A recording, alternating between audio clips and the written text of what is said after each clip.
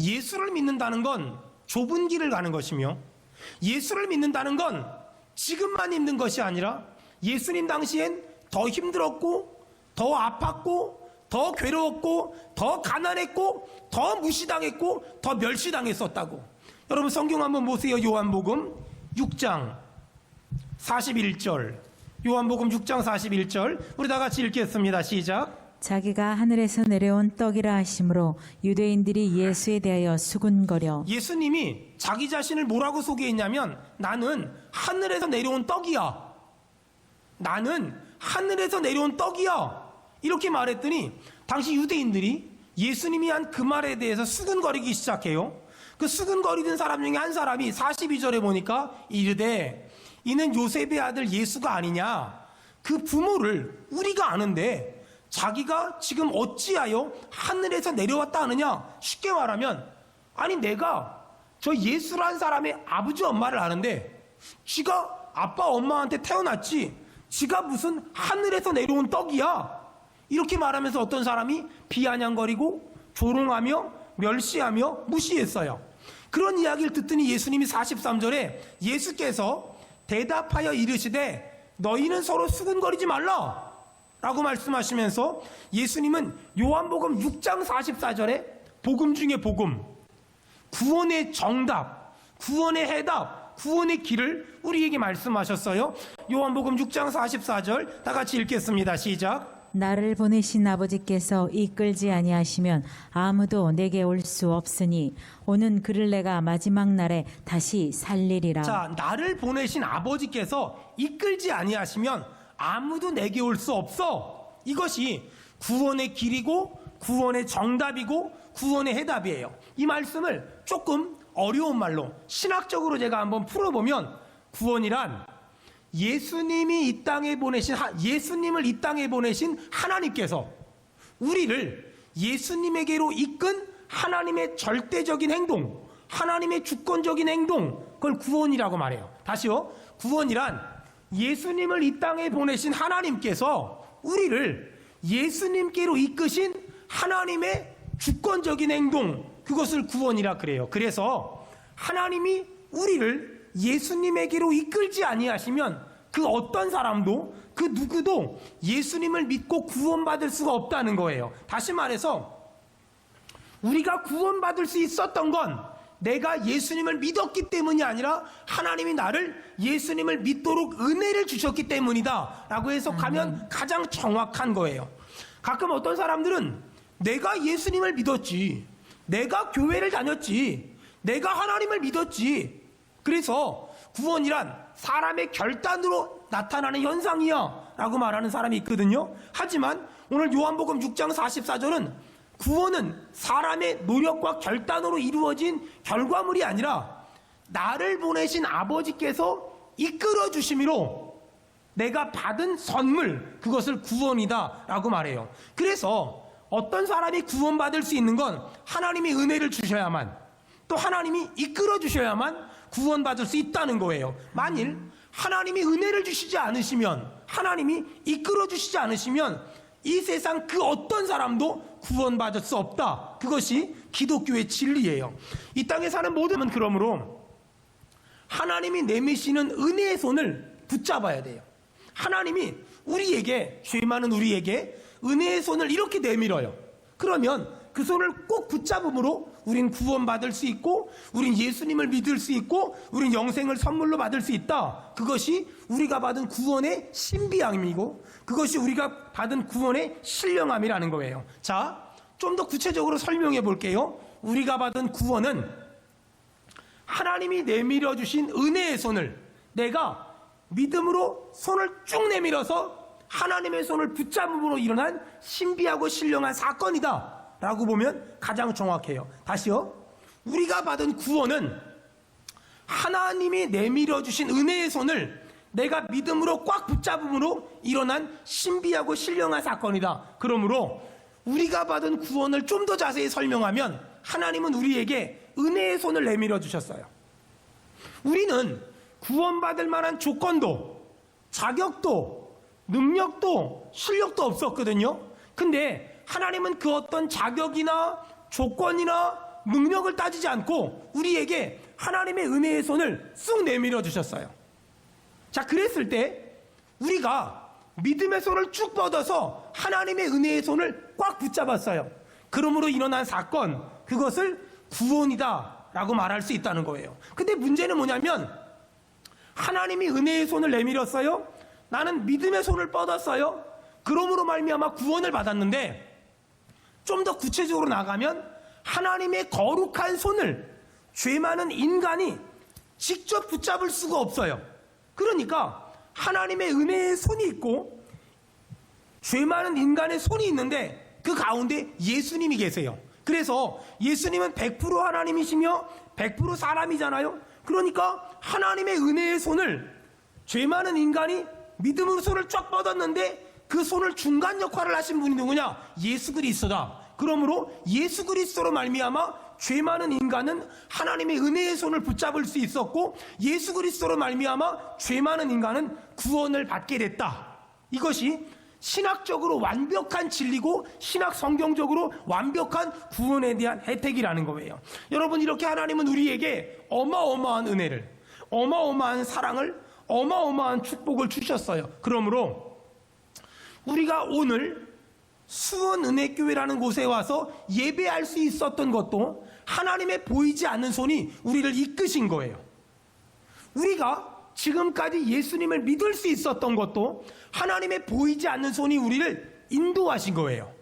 우리가 지금까지 하나님의 품 안에서 벗어나지 않을 수 있었던 것도 우리는 몇 번이고 도망치려고 했고 도망가려고 했고 도망가고 싶어 했는데, 그때마다 하나님은 보이지 않는 손으로 우리를 지켜주시고 붙잡아주시고 막아주시고 돌봐주시면서 우리를 여기까지 인도해 주셨으며 여기까지 돌봐주셨으며 여기까지 인도하셨으며 여기까지 함께 하신 줄로 믿습니다. 아멘. 생각을 해보면, 가만히 생각을 해보면, 여러분, 우리 중 어떤 사람은 지난 시간을 돌아보면 넘어질 수 있었던 적이 있었어요. 쓰러질 수밖에 없었던 적도 있었어요. 주저앉아 있었던 적도 없었어요. 인생에 낭떠러지에 떨어질 수 있었을 때도 있었어요. 폐인이 될 수도 있었어요. 모든 걸 자포자기할 수 있는 그런 상황에 놓였을 때도 있었을 거예요. 근데 신기하죠? 그때마다 하나님의 보이지 않는 손이 나를 끌어주셨어요. 하나님의 보이지 않는 손이 나를 땡겨주셨어요. 하나님의 보이지 않는 손이 나를 건져주셨어요. 하나님의 보이지 않는 손이 나를 거기서 꺼내주셨어요. 그래서 그 기가 막힌 웅덩이에서 나올 수 있었고, 그 사망의 음침한 골짜기에서 해를 입지 않을 수 있었어요. 여러분, 지금도 수많은 사람들이 마귀에게, 사단에게, 귀신에게 끌려다녀요. 니까짓 게 살아서 뭐해? 니까짓 게 살아서 뭐해? 차라리 죽는 게 낫지 않을까? 차라리 망가져버리는 게 낫지 않을까? 차라리 인생 포기해버리는 게 낫지 않을까? 차라리 여기서 모든 걸 끝내는 게 낫지 않을까? 지금도 사단 마귀 더러운 귀신은 사람들을 죽음으로, 자살로, 음란으로, 쾌락으로, 세상에 썩어질 것으로 끌고 다니면서 우리를 넘어뜨리고 망가뜨리고 무너뜨려요. 그리고 우리를 자포자기하게 만들고 우리를 넘어뜨려요. 근데 하나님이 얼마나 좋으신 분이냐면, 우린 그러므로 말미암아 구원받을 만한 자격도, 조건도, 능력도, 실력도 없어요. 세상도 우리를 포기했어요. 사람도 우리를 외면했어요. 근데 그런 우리에게 하나님이 손 내밀어서 내 손 잡아, 내 손 붙잡아, 여기서 넘어지면 안 돼, 여기서 쓰러지면 안 돼, 여기서 포기하면 안 돼 라고 말씀하시면서 내 손 붙잡아, 내 손 붙잡아 라고 지금 말씀하세요. 지금 주님은 넘어져 있고 쓰러져 있고 좌절해 있고 낙심해 있고 병들어서 인생의 밑바닥에 있는데 버리지 아니하시고 포기하지 아니하시고 외면하지 아니하시고 내 손 붙잡아, 내 손 붙잡아 라고 말씀하시면서 하나님의 은혜의 손을 지금 내밀고 계세요. 붙잡기만 하면 멸망치 않고 영생을 얻을 수 있고, 붙잡기만 하면 사망의 음침한 골짜기에서 빠져나올 수 있고, 붙잡기만 하면 그 악의 구렁텅이에서 빠져나올 수 있어요. 성경을 보니까 한 집에 둘째 아들이 있었는데, 어느 날 둘째 아들이 아버지에게, 아버지가 죽지도 않았는데 유산을 물려달라고. 이 말은 굉장히 무례한 말이거든요. 그럼에도 불구하고 아버지는 둘째 아들에게 유산을 상속해 줬어요. 그 둘째 아들은 그 유산을 가지고 저 먼 나라에 가서 허랑방탕하며 다 써버렸어요. 그리고 더 이상 가진 게 아무것도 없자 돼지우리에서 돼지를 돌보면서 돼지가 먹는 주염 열매를 먹으면서 하루하루 근근히 살았어요. 근데 어느 날 하나님은 그 돼지우리에조차 있을 수 없도록 상황을 만들어 가셨어요. 아마 이 사람 입장에선 원망했을 거예요. 하나님 어떻게 나한테 이럴 수 있냐고. 내가 이거라도 먹고 사는데 어떻게 이것도 없앨 수 있냐고. 그걸 본 수많은 사람들은 저 사람은 저주받았다고, 저 사람은 벌받았다고 말할 수 있을 거예요. 근데 우린 성경을 알잖아요. 그 사람은 저주받은 게 아니에요. 그 사람은 심판받은 게 아니에요. 하나님은 그 주염 열매를 없앰으로 말미암아 이제 더 이상 그것조차 의지할 게 없이, 이제 더 이상 내가 아무것도 의지할 사람도 환경도 돈도 건강도 없어요. 그러자 이 둘째 아들이 큰 결심을 해요. 내가 아버지의 집에 가서 종이 될지언정 내가 아버지께 돌아갈 거야. 내가 아버지께 돌아갈 거야. 그리고 아버지의 품에 돌아왔어요. 아버지는 둘째 아들을 종으로 삶은 것이 아니라 잔치를 벌였어요. 사람들에게 소리 질렀어요. 여러분, 내 아들이 돌아왔어요. 내 아들이 돌아왔어요. 그 아들은 아버지의 재산을 가지고 허랑방탕하게 살았어요. 그럼에도 불구하고 아버지는 아들이 돌아왔던 거 하나만으로도 너무 기뻤고 너무 행복했고 너무 좋아서 잔치를 벌였어요. 여러분, 지금도 사람들은 목사님 나는 하나님께 돌아갈 자격이 안 돼요. 목사님 나는 세상이 좋아요. 세상이 좋아요. 사람이 좋아요. 돈이 좋아요. 부귀영화가 좋아요. 세상에 썩어질 게 좋아요. 음란 쾌락이 좋아요. 라고 지금 사람들은 세상으로 달려가고 있어요. 어느 날 넘어졌어요. 어느 날 쓰러졌어요. 어느 날 돈 다 잃었어요. 어느 날 재주 재능 다 잃었어요. 어느 날 좋은 직장 직업 다 잃어버렸어요. 사람들이 떠나갔어요. 그러자 사람들은 하나님이 살아있으면 이럴 수 있냐고, 어떻게 나한테 이럴 수 있냐고 말해요. 그리고 그나마 남은 돈 가지고 연명해요. 그나마 남은 건강 가지고 하루하루 살아요. 근데 어느 날 하나님이 남아있던 돈까지 가져가 버려요. 하나님이 남아있는 건강까지 가져가 버려요. 사람들은 말해요. 저 사람 벌 받았다고, 저 사람 저주 받았다고. 아니에요. 하나님이 그것마저 의지하지 못하게, 하나님이 그것마저 바라보지 못하게 만드는 이유는 뭘까? 그것은 여호와께 돌아오라는 거예요. 여러분, 자격 없는 우리에게 하나님은 은혜의 손을 내밀었어요. 우리가 믿음의 손을 뻗어 붙잡기만 하면 우리 멸망치 않고 구원을 얻는데요. 마찬가지예요. 지금 인생의 밑바닥입니까? 지금 막다른 골목에 있습니까? 걱정하지 마세요. 염려하지 마세요. 지금 병들어서 내 몸이 만신창이가 됐습니까? 여러분, 두려워하지 마세요. 염려하지 마세요. 하나님은 지금 나에게 말하는 거예요. 아파서 쩔쩔매는 나에게, 어려워서 쩔쩔매는 나에게, 힘들어 쩔쩔매는 나에게 말씀하세요. 여호와께 돌아오라. 여호와께 돌아오라. 여호와께 돌아오라. 아멘. 그러면 살 수 있어. 그러면 내가 너를 살려줄 수 있어. 그러면 내가 너를 건져줄 수 있어. 라고 말해요. 어떤 사람은 저한테 그래요. 목사님, 하나님께 돌아가기는 염치가 없어요. 목사님, 하나님께 돌아가기는 염치가 없어요. 신앙생활은 염치 불구함에, 신앙생활은 염치가 없어야 돼요. 염치 불구함에도 내가 하나님의 손을 붙잡으면, 염치 불구하고 내가 손 내밀어 주신 하나님의 은혜를 붙잡으면 우린 살 수 있어요. 우린 새 생명을 얻을 수 있어요. 우린 광명을 찾을 수 없어요. 오늘 예수님은 우리에게 자신이 어떤 분인지 계속 설명합니다. 요한복음 6장 48절 우리 다 같이 읽겠습니다. 시작. 내가 곧 생명의 떡이니라. 예수님은 내가 곧 생명의 떡이니라 라고 말씀하세요. 예수님은 내가 생명이다 라고 말씀해요. 생명이 뭘까요? 죽음이 없는 상태, 죽음이 떠나간 상태. 여러분, 하나님을 믿지 않는 사람들은 지금도 죽음의 영에게 끌려다녀요. 자살의 영에게 끌려다녀요. 세상에 썩어질 것들에 끌려다녀요. 하나님을 믿지 않는 사람들은 지금도 죽음, 어둠, 자살의 영에게 끌려다녀요. 일부만 그럴까? 그렇지 않아요. 하나님을 믿지 않는 사람들은 어둠이 사로잡고 있고 죽음이 그들을 틈타고 있어요. 평소엔 멀쩡한 것 같아요. 평소에 때는 아무 문제가 없는 것 같아요. 근데 어떤 상황이 되면 그들은 죽는 걸 쉽게 생각해요. 자살하는 걸 쉽게 생각해요. 왜 그럴까요? 그들을 잡고 있는 악한 사단이 있어요. 악한 마귀가 있어요. 더러운 귀신이 있어요. 그들은 멀쩡한 사람을 극단적인 생각을 하게 만들고, 멀쩡한 사람을 혼란스럽게 만들고, 멀쩡한 사람을 혼미하게 만들어서 머리가 아프다고, 죽고 싶다고, 죽이고 싶다고, 괴롭다고, 불안하다고, 잠이 안 온다고. 그래서 어떤 사람들은 정신과의 상담을 받기도 해요. 그래서 어떤 사람들은 용한 무당이나 용한 점쟁이를 찾아다니기도 해요. 그래서 어떤 사람들은 부적을 가지고 다니기도 해요.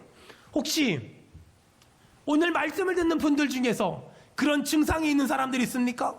그런 상황이 있는 사람들이 있습니까? 여러분 잘 들으세요. 하나님이 은혜의 손을 우리에게 내미셨어요.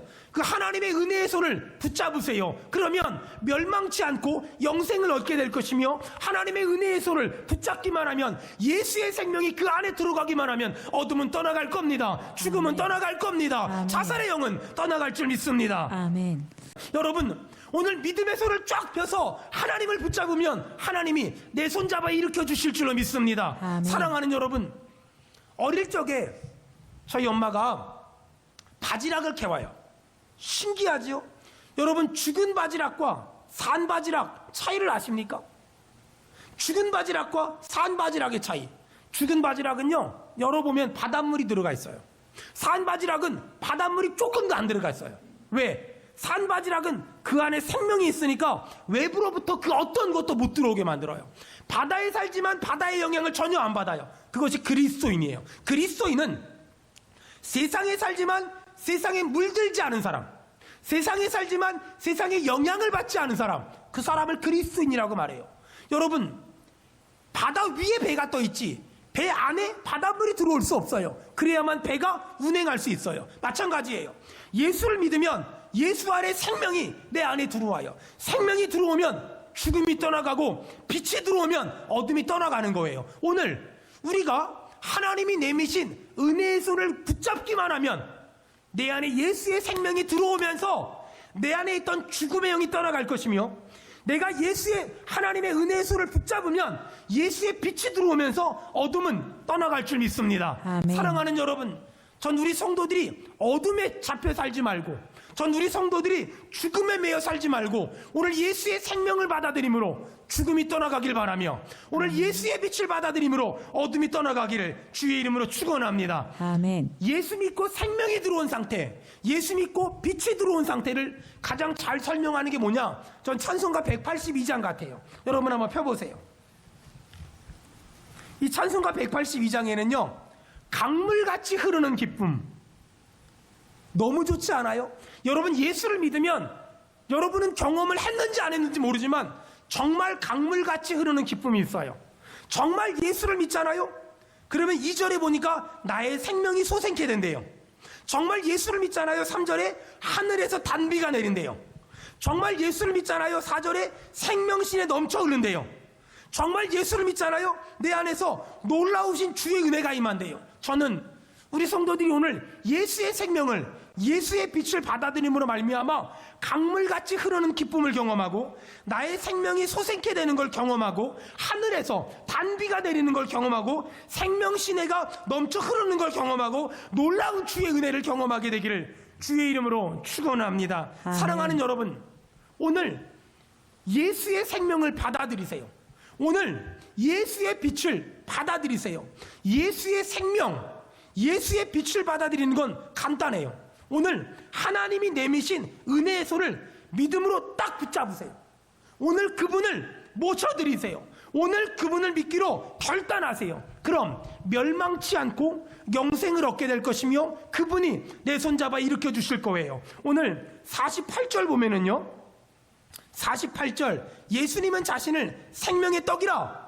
근데 생명의 떡과 비교해서 49절에 또 하나의 양식을 얘기하세요. 49절 다 같이 읽겠습니다. 시작. 너희 조상들은 광야에서 만나를 먹었어도 죽었거니와. 아멘. 너희 조상들은 광야에서 만나를 40년을 먹었잖아. 근데 다 죽었어. 50절. 근데 이는 하늘에서 내려온 떡이니 예수라는 생명의 떡은 사람으로 하여금 먹고 죽지 않게 하는 거야 라고 말씀하세요.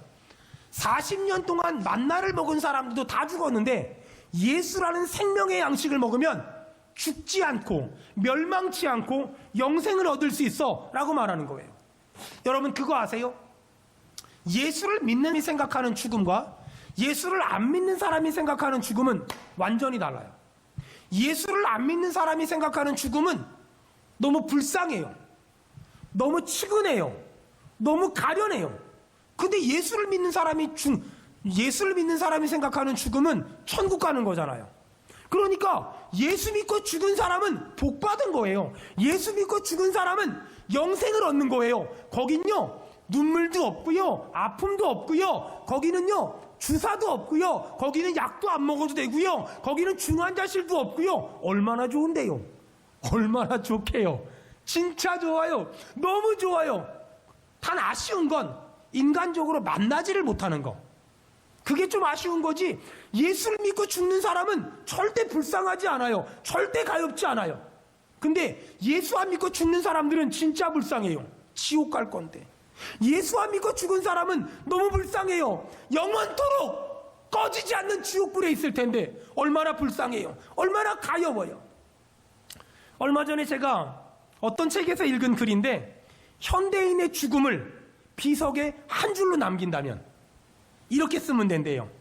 화장실 2개짜리 집을 얻기 위해 열정을 불태우던 자 여기 잠들다. 또 아파트 평수 늘리기 위해 노심초사하던 자 여기 잠들다. 여러분 이렇게 써 있으면 안 되잖아요. 우리 인생이 이 정도로 끝나면 안 되잖아요. 우리가 어릴 적에 많이 들었던 이야기가 있어요. 맹모 삼천지교. 맹자의 어머니가 3번을 이사를 했대요. 아들을 위해서. 요즘에 어떤 중국의 한 학자가 정말 진짜 해석을 했어요. 근데 전 이 말이 맞아요. 무슨 말이냐면 맹자의 어머니는 아들을 세계적인 석학으로 키워낸 사람이에요. 근데 이 정도밖에 생각하진 않았을 거라는 거예요. 맹자의 어머니는 왜 3번을 이사했을까? 첫 번째, 왜 맹자의 어머니는 맹자를 데리고 저 공동묘지 옆에다가 집을 얻었을까? 어린 맹자에게 죽음이 얼마나 심각한 일인지, 죽음이 얼마나 대단한 일인지, 이 죽음의 무게감을 알려주기 위해서 공동묘지에 살게 했다는 거예요. 그리고 두 번째, 시장으로 이사를 갔어요. 왜 시장으로 이사 갔을까? 시장에서 사람들이 치열하게 살아가는 걸 보고, 아, 인생이 이렇게 치열한 거구나, 이걸 깨닫게 하기 위해서. 실제로 맹자가 어느 정도 나이를 먹었을 때 어머니가 맹자에게 너 돈 벌어 온 걸 가지고 와보라고 시켰대요. 근데 맹자가 그런 어떤 어머니의 요구사항을 알고서 나갔더니 맹자를 잘 아는 친구가 돈을 주면서 아유 고생하지 말고 이거 갖다가 엄마 드려. 그래서 친구가 준 돈을 가지고 엄마 돈 벌어 왔어요. 보여줬대요. 근데 어머니가 보자마자 그 돈을 마당에다가 내동댕이를 쳤다는 거예요. 근데 맹자는 그냥 내동댕이 쳤나 보다 끝났대요. 어머니 한마디 했대요. 다시 가서 벌어오라고. 또 나갔는데 친구가 또 돈을 줘가지고 가져갔더니 또 내동댕이를 치더래요. 다시 나가서 돈 벌어오라고. 어머니가 안 거예요. 맹자가 나가서 고생해서 돈 벌어온 게 아니라는 걸. 마지막으로 맹자가 직접 나가서 돈을 벌어왔어요. 그리고 어머니 갖다 드렸어요. 또 내동댕이를 쳤어요. 그랬더니 맹자가 화를 내면서 내동댕이 친 돈을 주워오면서 어머니 왜 돈을 내동댕이 치냐고. 그랬더니 그때 맹자 어머니가 한마디 했대요. 지금 네가 주워온 그 돈이 진짜 네가 고생해서 벌어온 돈이라고. 여러분, 한 10년 됐나요? 가시곡이란 책이 있었지요. 그 책에 보면 이런 말이 있어요. 어저께 죽었던 사람들이 그토록 살고 싶어 했던 내일이 바로 지금 우리가 살고 있는 오늘이다. 여러분, 부자도 가난한 사람도 잘난 사람도 못난 사람도 배운 사람도 못 배운 사람도 장애가 있는 사람도 장애가 없는 사람도 모두에게 인생은 딱 한 번밖에 없어요. 저는 인생이 딱 한 번이라는 걸 깨닫고 예수님 제대로 믿으려고 결심했고 목사가 되려고 다짐했어요. 여러분, 저는 지금도 목회를 하면서 이 땅에 썩어질 것을 위해 사는 것이 아니라 저 하나님 나라까지 가지고 갈 수 있는 것, 전 그것을 위해 살고 싶어요. 이 땅에 아무리 부귀영화가 많으면 뭐예요? 마지막 날에 하나님의 불이 지나갈 때 다 없어질 건데, 내가 저 하나님 나라까지 아무것도 못 가져가는데, 근데 내가 저 하늘나라까지 가지고 갈 수 있는 게 있어요. 하나님을 믿는 믿음, 하나님 말씀에 순종한 내 삶, 나 때문에 예수 믿은 사람들, 그건 저 천국까지 가지고 갈 수 있어요. 그리고 하나님 앞에, 하나님, 내가 이렇게 살았어요, 내가 이렇게 믿었어요, 나 때문에 저 사람들이 예수 믿었어요 라고 말할 수 있잖아요. 저는 이 세 가지에 제 인생을 집중하고 있고 인생을 집중하고 싶어요. 제 이런 진심을 정말 멋지게 표현한 사람이 있어요. C.T. 스터드라고. 이 사람이 이런 말 했어요. 오직 한 번뿐인 인생은 속히 지나가리라. 하지만 오직 그리스도를 위한 일만이 영원하리라. 전 이 말을 정말 좋아해요. 사랑하는 여러분, 살아있지만 죽은 사람 같은 사람들이 있어요. 살아있어요. 근데 그 사람이 사는 걸 보면 죽은 사람 같고, 아니, 죽은 사람보다 훨씬 영향력이 없는 사람이 있어요. 반대로 육신의 몸은 점점 쇠약해지는데 그는 살아있는 사람보다 훨씬 더 영향력이 있고 훨씬 더 힘이 있고 훨씬 더 능력이 있는 사람들이 얼마나 많은지 몰라요. 예수 믿는다는 건 육신적인 게 아니에요. 예수 믿는다는 건 영적인 거예요. 오늘 예수님은 우리에게 자신을 소개해요. 나는 생명의 떡이야. 여러분, 떡은요, 보는 게 아니에요. 느끼는 게 아니에요. 관찰하는 게 아니에요. 공부하는 게 아니에요. 안타까운 건 지금도 많은 사람이 예수님을 믿는 걸 교회 생활을, 신앙생활을 공부하고 연구하고 관찰하고 감정 가지고 해요. 떡은 먹는 거지 공부하고 연구하고 관찰하고 경험하는 게 아니란 말이에요. 그러다 보니까 떡을 먹지 않고 떡을 공부하고 연구하고 관찰하고 느끼는 일에만 집중하다 보니까 사람들이 신앙생활을 종교생활로 해요. 그러니까 교회를 다니면서 예배를 이렇게 많이 드리고 훈련을 이렇게 많이 받았음에도 불구하고 영적으로 배불러 본 적이 없어. 영적으로 충만해 본 적이 없어. 그냥 종교생활, 종교놀이로 끝나는 사람들이 얼마나 많아요. 이런 사람들은 오늘 교회 몇 명 왔어? 우리 교회는 부자 많어? 우리 교회는 잘난 사람들 많어? 우리 교회는 성도들 차 못 타? 오늘 찬양 잘하는데? 목사님 옷은 왜 저런 거 입었어?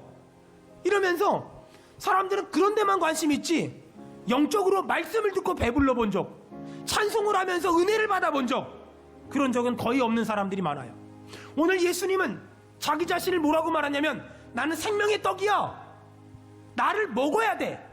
나를 먹어서 배불러봐 라고 지금 예수님은 얘기하고 있어요. 안타까운 건 예수님이 내 살을 받아 먹어라, 내 피를 받아 마셔라 라고 말했는데 당시 이스라엘 사람들은 그 예수님의 말을 이해하지 못한 채 살을 먹으라고? 피를 마시라고?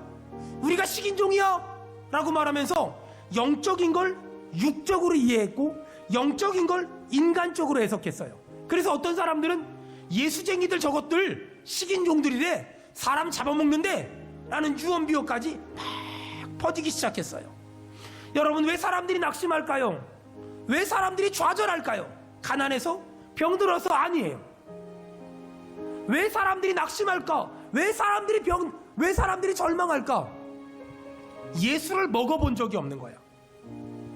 예수의 살을 먹어본 적이 없고 예수의 피를 마셔본 적이 없는 거야. 그러니까 넘어지는 거예요. 그러니까 쓰러지는 거예요. 그러니까 좀 가난하다고, 좀 아프다고, 좀 병들었다고, 세상에서 내가 제일 불쌍하다고, 세상에서 내가 제일 가엾다고 말하는 거예요. 아니에요. 여러분 알다시피 저는 정말 가난해 본 적도 있어요. 여러분 알다시피 저는 정말 아파 본 적도 있어요. 여러분 알다시피 저는 인생의 밑바닥에서 허우적거려 본 적도 있어요. 창피한 얘기지만 저는 자살도 생각해 본 적 있어요.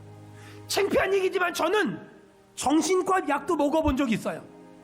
제가 이렇게 말할 수 있는 건 하나님의 은혜로 일어났기 때문에, 하나님의 은혜로 힘을 내봤기 때문에, 하나님의 은혜로 살아나봤기 때문에. 제가 정신과에 가서 의사 선생님한테 물어봤어요. 선생님, 죽을 것만 같아요. 선생님, 미쳐버릴 것만 같아요. 선생님, 제가 제 몸을 자해할 것만 같아요. 선생님, 나 선교사인데요, 나 목사인데요, 내가 이러면 안 되잖아요. 근데 정말 죽을 것만 같아요. 그랬더니 그 선생님이 저한테 그런 말 한 적 있어요. 예수 잘 믿는 분이셨거든요. 정말 예수님 잘 믿으시잖아요. 정말 예수님이 이대로 끝내지 않을 거 믿으시잖아요. 예수님이 여기서 끝마치지 않을 거 믿으시잖아요. 예수님이 포기하지 않을 거 믿으시잖아요. 예수님이 내 손 놓치지 않을 거 믿으시잖아요. 예수님이 내 손 끝까지 잡고 있을 거 믿잖아요. 의심하지 마세요. 의심하지 마세요. 의심하지 마세요. 사랑하는 수원은혜교회 성도 여러분, 그리고 영상으로 예배하는 모든 성도 여러분, 지금